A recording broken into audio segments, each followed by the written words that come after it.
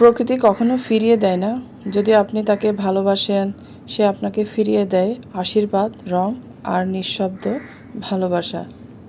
সবুজের মাঝে গড়ে উঠুক আমাদের শান্তির ঠিকানা। একটুখানি যত্নেই ফুটে ওঠে জীবনের রং। একটি বাগান শুধু সৌন্দর্য নয়, এটা আমাদের ধৈর্য, সময় আর ভালোবাসার গল্প। প্রতিটি গাছে লেগে থাকে হাতের ছোঁয়া, প্রতিটি ফুলে লুকিয়ে থাকে আমাদের শান্তি। আর এই ফিলিংসটা বুঝতে পারে একমাত্র বাগান প্রেমীরা।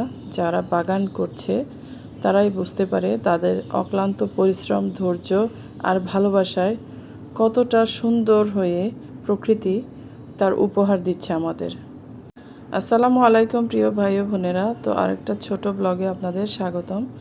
তো সকাল সকাল আরিশাকে স্কুলের গাড়িতে দিয়ে আমি হেঁটে আসছিলাম। তো পথে আসতেই দেখা মিলল একটা সুন্দর বাগানের। এক ভাবি তার বাগানটা দেখাচ্ছে আমাকে, এত সুন্দর লাগছিল দেখে, তাই ভাবলাম আপনাদের সাথে শেয়ার করি। তো ভাবির গাছে অনেকগুলো চুনো লাউ, যেটাকে আমরা বলি জালি কুমড়ো। তো দেখার পর এক পাশে দেখতে পেলাম লজ্জাপতি গাছের ছোপ, গোলাপি রঙের মাঝে সবুজ পাতা, ছুঁয়ে দিলেই কুঁচকে যায়।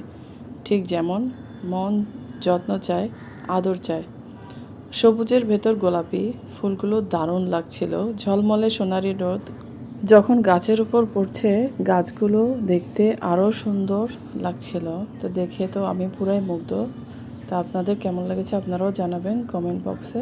আসলে ছোট্ট একটা বাগান, তবুও দেখতে কত সুন্দর। তাতে লুকিয়ে আছে প্রকৃতির বিশাল এক ভালোবাসা। একজন বাগান প্রেমীর পরিশ্রমে ফুটে উঠেছে এই রঙিন সৌন্দর্য।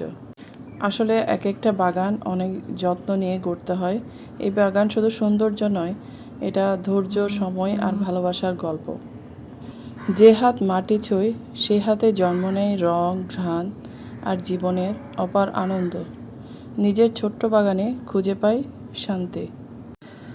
তো পথে আস্তে আস্তে দেখছিলাম ঝলমলে সূর্য, খুবই সুন্দর লাগছিল।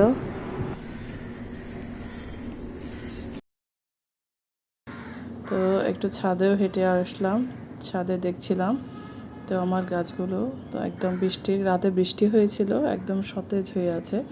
তো আসলে আমার বরাবরই ভালো লাগে বৃষ্টির পরে একটু গাছগুলো দেখতে, সজীবতায় ভরে থাকে পুরো বাগান। এখানে কারি পাতাটা দেখুন কত সুন্দর হয়ে আছে। আর এগুলো হচ্ছে গেট ফুল বলি এগুলোকে আমরা, আপনারা কি বলেন কমেন্ট বক্সে জানাবেন।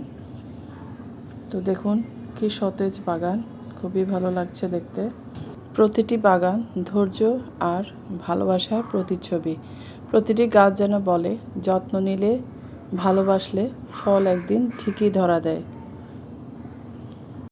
তাই নিজের হাতে গড়ে তুলুন এমন একটি সবুজ প্রিয় স্থান, যেটা আপনাকে প্রতিদিন নতুন করে বাঁচার অনুপ্রেরণা দেবে। তো আল্লাহ হাফেজ, ভালো থাকবেন সবাই।